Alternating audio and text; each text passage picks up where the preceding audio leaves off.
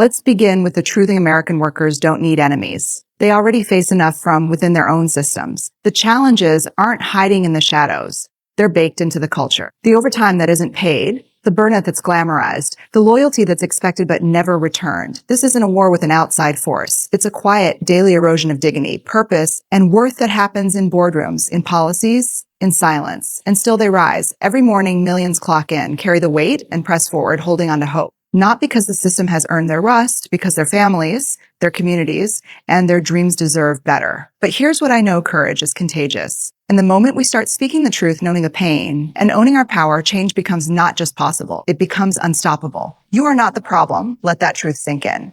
For too long, workers have carried the weight of a system that demands perfection, endurance, and silence. And when they break under the pressure, they are told they simply weren't strong enough, that they lacked resilience, that they should have hustled harder, pushed or sacrificed better. But that narrative is not only false, it's harmful. It feeds the idea that every struggle is self-made, every burnout a personal failure, and every quiet resignation a lack of character. This mindset protects the very structures that cause harm while placing all the responsibility on the shoulders of those already carrying too much. It's time to name the truth: the system is broken. It's not designed to serve the whole. It's designed to serve a select few. It rewards overextension, not balance. It thrives on overwork, not well-being. It offers praise when you sacrifice your boundaries and judgment when you ask for boundaries. It normalizes emotional exhaustion and gaslights your need for rest. And in the midst of all this dysfunction, you're expected to not only survive, but to surveil, to comply, to perform as though none of it is slowly draining the life out of you. This kind of environment doesn't promote excellence. It promotes disconnection from your values, from your body,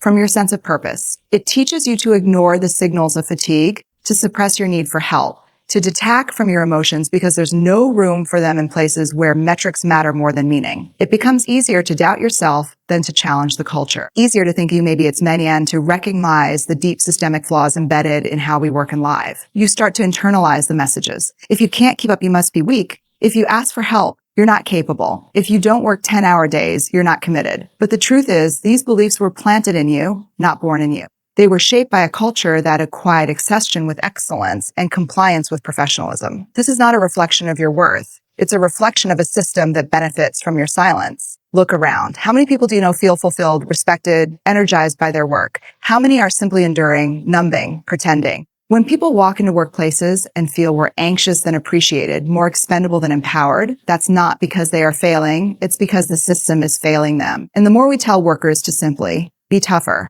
the more we obscure the need for structural change. You don't cure a toxic environment by becoming immune to it. You call it what it is, and then you fight to change it. We have you conditioned to think that dissatisfaction is a personal defect, that if you just adjust your mindset, work will feel meaningful again. But toxic positivity won't fix broken policies. Gratitude journals won't protect you from burnout. Meditation won't heal you from a culture that ignores your boundaries. These tools can support your healing, but they cannot replace the transformation that needs to happen on a larger scale. What's radical in this moment is to believe your exhaustion, to trust that your body, your spirit, your intuition are trying to communicate something deeper. They're not betraying you. They're alerting you. And yet the system will try to convince you to mute those signals, to pour more coffee on your fatigue, to hide your emotions behind a professional mask, to smile through the pressure and say, I'm fine, even when you're not. But let's be clear, constantly adapting to a dysfunctional system isn't resilience. It's survival. And survival should never be the standard. You were meant for more than waking up every day with dread in your chest. You were meant for more than watching your dreams dim under the fluorescent lights of overwork and underappreciation. You were meant for more than being told you're replaceable while expected to give everything you've got. When we stop blaming ourselves for the weariness we feel, we start to reclaim our power. We start to realize that the system was never built with our well-being in mind. It was built for output, for control, for efficiency at the expense of humanity. And when you realize that, something shifts. You stop seeing your burnout as weakness and start seeing it as wisdom. You stop accepting the narrative that tells you to just keep going and start asking, why is this the norm in the first place? This awareness can feel heavy at first. It can feel like grief, like anger, like betrayal. That's okay. Those emotions are not enemies. They are messengers. They show you where the harm is. They point where healing is needed. They guide you toward truth. And in a world that often asks you to stay quiet, your truth becomes a revolutionary force. Your clarity becomes your resistance. Because once you realize you are not the problem, you no longer shrink to fit inside the box they built for you. You begin to question. You begin to speak. you begin to rise. And in that rising, you remind others they are not alone, that what they're feeling is valid, that their struggle is not a flaw. It's a signal that the system must be held accountable, that dignity must be prioritized over dealings, that respect must replace performance as the measure of worth, that the time to break the silence is now.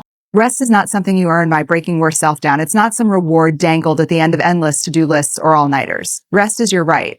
It is essential, foundational, and non-negotiable. Yet somewhere along the way, we started treating it like a privilege reserved for the elite, for the retired, or for the lucky few deserve. This mindset isn't just misguided, it's dangerous. It teaches us that our worth is based solely in what we produce, not who we are. It teaches us that we have to push ourselves to the brink to be seen as valuable. And the price of that belief is high. Our health, our joy, our relationships, our clarity. In this culture of chronic business, rest has been rebranded as laziness. Taking a break is viewed with suspicion. Setting boundaries is seen as a lack of ambition. And if you dare to say you need space to breathe, you risk being labeled as not a team player. These are the lies we've been fed for so long. We've started to internalize them. We wear our exhaustion like a badge of honor, as it proves something about our commitment or strength. But here's the truth: there is nothing honorable about being so depleted that can't feel joy, presence, or peace. There is nothing brave about pushing through pain until your body forces you to stop. What if rest wasn't something to apologize for? What if we stopped justifying our need for sleep, silence, solitude, stillness? What if we began to honor our rhythms instead of suppressing them? Human beings are not machines. We are cyclical, emotional complex. We need time to process, to reflect, to restore. When we deny ourselves rest, we deny the very fuel that allows us to live fully and create meaning. Rest is not the absence of productivity. It is the foundation for real, sustainable, inspired productivity. It is the space where resilience is built, not broken. The idea that you have to earn. Your rest is rooted in systems that have always devalued human dignity. It's rooted in a legacy of extraction, of viewing people as tools instead of as whole beings. And when we internalize this system, we begin to believe that taking care of ourselves is selfish. But caring for yourself is not a betrayal of your responsibilities. It is a deeper form of integrity. You cannot pour from an empty cup.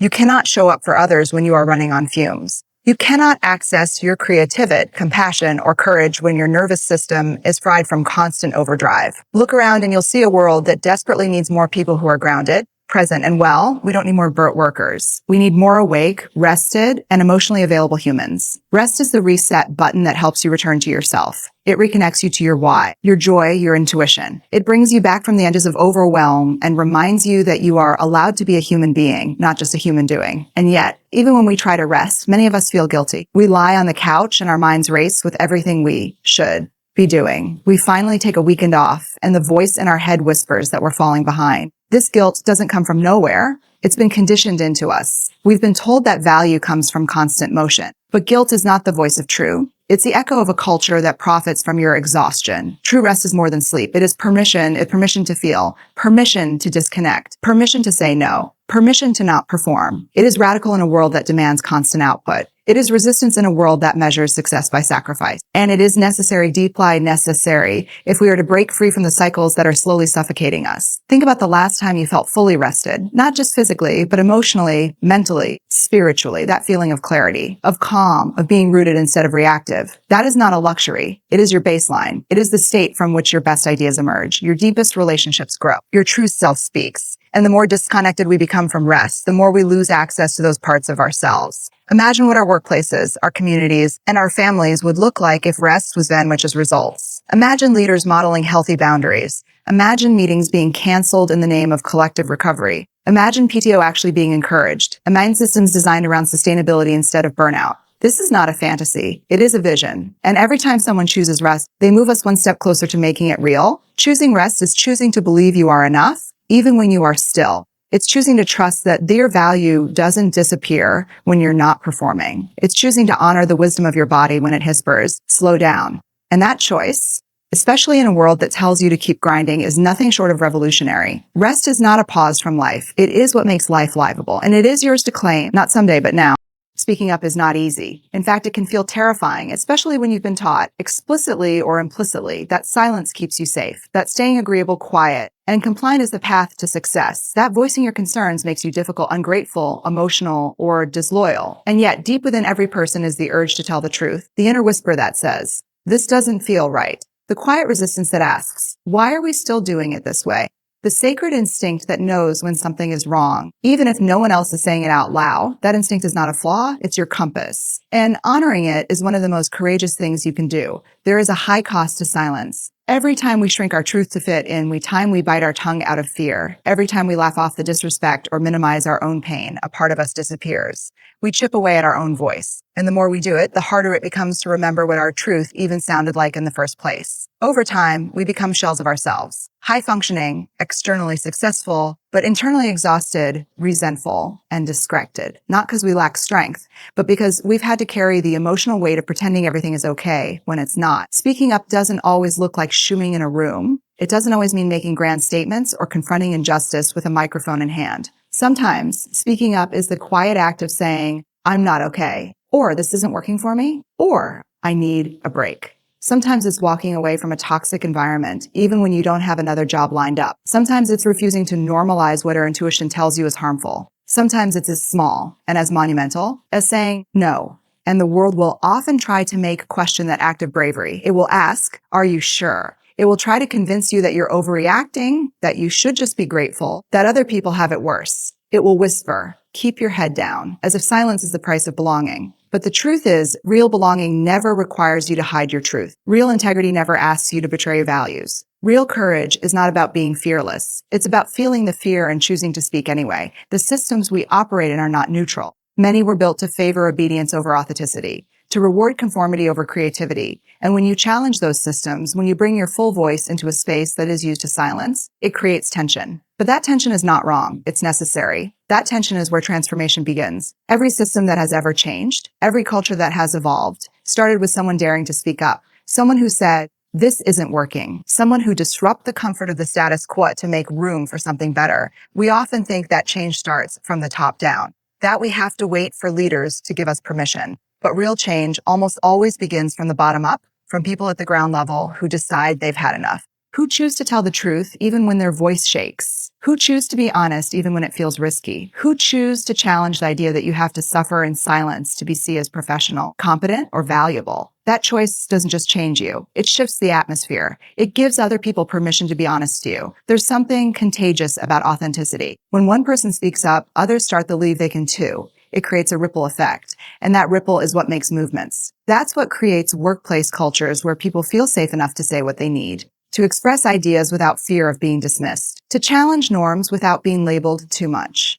But someone has to go first. Someone has to name what no one else is naming. Someone has to be brave enough to tell the truth, not because it's safe, but because it's necessary. Of course, there's no guarantee that speaking up will always be met with applause. Sometimes you'll be ignored. Sometimes you'll face pushback. Sometimes people will question your motives or misunderstand your message. But that doesn't mean you were wrong to speak. It means you were real. And being real is not about being liked. It's about being aligned. Aligned with your values. Aligned with your truth. Aligned with the kind of world you want to help create. And here's the thing, your voice matters, not just in theory, but in practice. Your experience, your insights, your perspective, these are not incidental, they are needed. When you speak, you bring a different lens, a different light. You call attention to things others might not see. You challenge assumptions, you expand conversations. And even if your voice shakes, even if your words aren't perfect, the act of speaking is powerful in itself. It breaks the illusion that silence is agreement. It disrupts the belief that things can't change. It reminds the world that someone is paying attention and that someone cares enough to say something. The power of your voice is not just in how loudly you speak, but in how truthfully you live.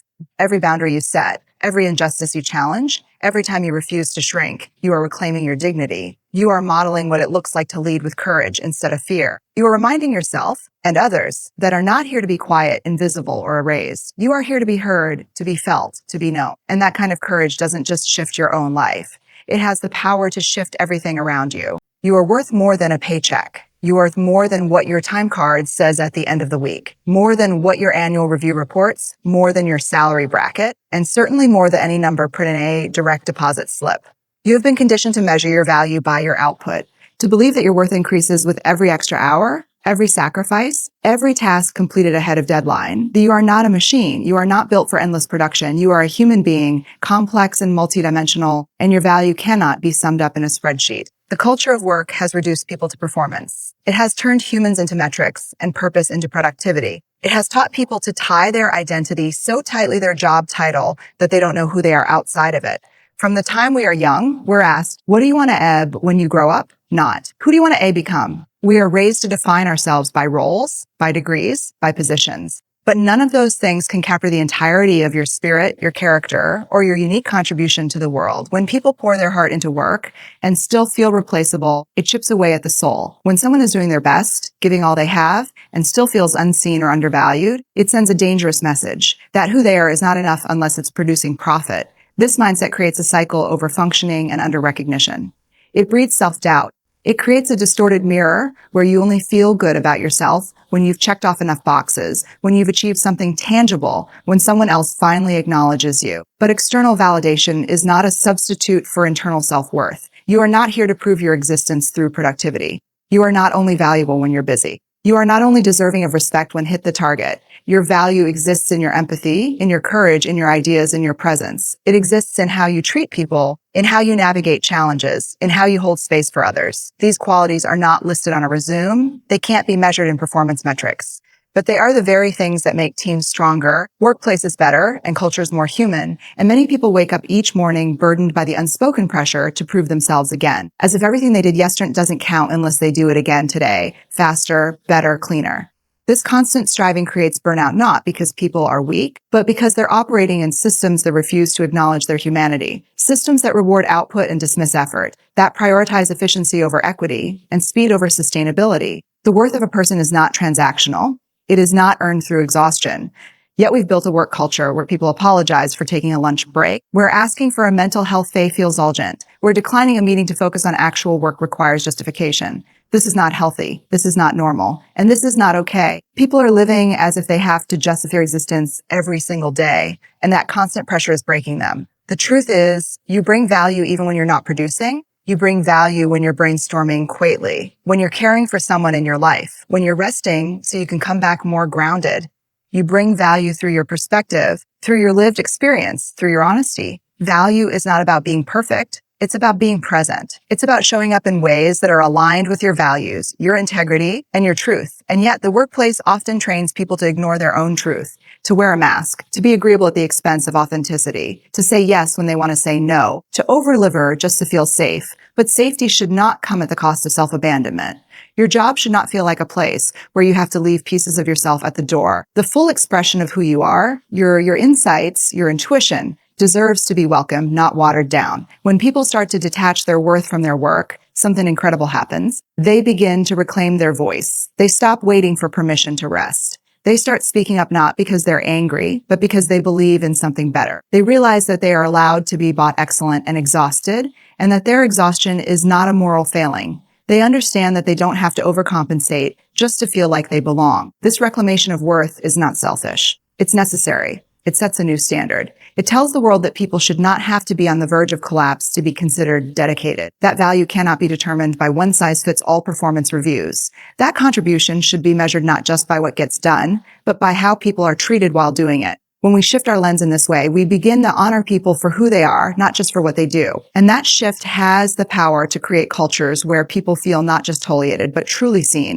Burnout has become the invisible epidemic of modern work culture. It lurks beneath the surface of polite Zoom smiles, behind performance metrics and productivity charts. It hides behind phrases like, "I'm just tired," or "he'll rest after this project." It disguises itself as dedication, as ambition, as work ethic. But the truth is, burnout is not a badge of honor. It is not a sign of strength. It is not proud that you care. Burnout is a wound, deep, painful, and often unacknowledged. It is a signal that something is broken, not within the person, but within the system that made exhaustion like the price of belonging. Somewhere along the way, we started believing that always being on was a virtue, that responding to emails at midnight showed commitment, that skipping lunch proved loyalty, that working through illness demonstrated professionalism. We created a culture where constant access became an expectation, not an exception, where leaving work at a reasonable hour made you look like you weren't invested, where self-sacrifice was praised while self-care was dismissed as selfishness. And in that environment, burnout wasn't a red flag. It became the standard. It became the quiet, normalized suffering we all just accept as part of the job. But this normalization has consequences. Burnout doesn't just drain your energy, it depletes your creativity, your emotional resilience, your joy. It turns people into shells of who they used to be. It robs workplaces of innovation because found out employees don't have the capacity to dream, to challenge, to create. It erodes relationships because exhaustion makes people short-tempered, withdrawn, or numb. It leads to mental and physical breakdowns that could have been avoided if only rest and boundaries had been respected instead of ridiculed. Yet, when someone finally breaks down, they're often met with solutions that don't edge the surface. Take a day off, try meditation, get more sleep. But these are not fixes. They are band-aids placed on structural wounds. You can't yoga your way out of a toxic work culture. You can't deep breathe your way through being underpaid, undervalued, and overworked. Real healing requires more than self-care. It requires systemic change. It requires shift in how we view success, effort, and value. We have to stop rewarding people for neglecting themselves. We have to stop equating burnout with bravery. It is not brave to ignore your bones warnings. It is not courageous to push through the pain until you collapse. Bravery is setting boundaries in a culture that doesn't honor them. Bravery is asking for help when you've been taught to go alone. Bravery is choosing recovery over resentment. But the current narrative makes people feel like stepping back is failure, like resting means you're giving up, that you're falling behind. And falling behind in what? A race that no one is winning. A ladder that leads to burnout instead of fulfillment. When did we decide that exhaustion is evidence of ambition? That our value increases the more depleted we become? This is not sustainable. It never was. And yet we pass it down like a legacy. Work until you drop. Then maybe, just maybe, you'll earn a few days to breathe. People are quitting not because they're lazy, but because they're done. Done with being treated like they're disposable. Done with workplaces that demand more and get less. Done with the endless cycle of proving, performing, and pretending. Burnout isn't a personal flaw. It's a cultural signal. And the more we ignore it, the more we lose. Not just productivity, real people. People who once loved their jobs but now dread them. People who once had ideas but now feel numb. People who once showed up with fire but now can barely get out of bed. What we need is a redefinition of success. Success that includes rest, that honors mental health. That measures leadership not by how many hours someone works, but by how well they care for the people they're led. Success that sees boundaries as a strength, not an obstacle. That understands sustainability isn't a buzzword. It's the foundation of long-term performance. Because when people are well, they work better, they think more clearly, they collaborate more generously, they solve problems more creatively. Burnout doesn't make people better. It breaks them. And yet, we continue to glorify it. We share stories about the person who stayed late every night for months, as if that's inspiring. We give awards to the employee who never took a vacation, as if that's admirable. But behind those stories are often untold myths. Strained relationships, health scares, depression, anxiety, emotional numbness. We never ask what it cost them. And that silence perpetuates the myth that burnout is just part of being successful. It's time to replace that myth with something truer, something healthier. We need to celebrate those who say no, who prioritize their well-being, who model what it looks like to work hard without working themselves into the ground. These are the real leaders. The ones who understand that you cannot inspire others when you're barely holding yourself together, that you cannot build healthy teams from a place of personal depletion, that the most powerful thing you can do is take care of yourself, not afterthought, but as a responsibility. When someone chooses to step back before they break, it's not weakness. It's wisdom. It's a refusal to be complicit in a culture that feeds on depletion. It's a reclaiming of self, of health, of clarity. Burnout is not the goal. Thriving is. And until we stop treating burnout as a sign of commitment, we will continue to lose the very people who are capable of leading us into something better. Change doesn't begin with sweeping reforms or public declarations. It doesn't require waiting for someone with a title, a platform, or authority to give you permission. Change starts in the quiet, raw moments of personal bravery, the kind that doesn't always look revolutionary from the outside, but shakes the foundation of toxic systems from the inside. The kind of bravery that lives in every vivid choice to stop tolerating what's no longer acceptable, to stop playing small for the comfort of others, and to start reclaiming the right to live, work, and lead with dignity. You don't need to protest or write a policy to create impact, though some people will. What you need is to trust that your individual decisions ripple outward. When you speak up in the meeting where everyone else stays silent, when you advocate for a healthier pace instead of glorifying the grind, when you encourage a coworker to take their lunch instead of pushing through, when you model boundaries by not checking your email after hours, you are quietly, powerfully challenging the culture. And every time you do, you give others permission to do the same. There's a reason small acts of courage are so often overlooked. They're not flashy. They don't always come with applause, but they are where real transformation lives. The coworker who dares to say, actually, I'm not comfortable with that. The employee who uses their vacation time without apology. The manager who normalizes mental health ways. These choices might feel small in the moment, but they're seeds. They plant new expectations, new norms, new possibilities. And as more people follow suit, those seeds grow into a shift that can no longer be ignored. The truth is, culture is built moment by moment, decision by decision. It's built in how we treat people when no one is watching, in the tone we use in our emails, in whether we encourage competition or collaboration, in whether we perpetuate shame or model compassion. And every time someone makes a different client, chooses kindness over compliance, chooses truth over comfort, chooses rest over martyrdom, it disrupts the status quo. And disruption is where change takes root. But let's be honest, being the first to do something differently is hard. It's vulnerable. It means risking judgment, misunderstanding, even pushback. It's easier to go along. It's easier to blend in. But ease is not the goal. Alignment is. Living and working in alignment with your values is not always convenient, but it is where integrity begins. And integrity is contagious. People may not say it out loud, but they notice when someone leads with honesty, even in environments that reward silence. They notice when someone says, I don't have all the answers, but I know this isn't working. One of the most powerful forces on earth is someone who decides they are no longer willing to betray themselves to maintain harmony in broken systems.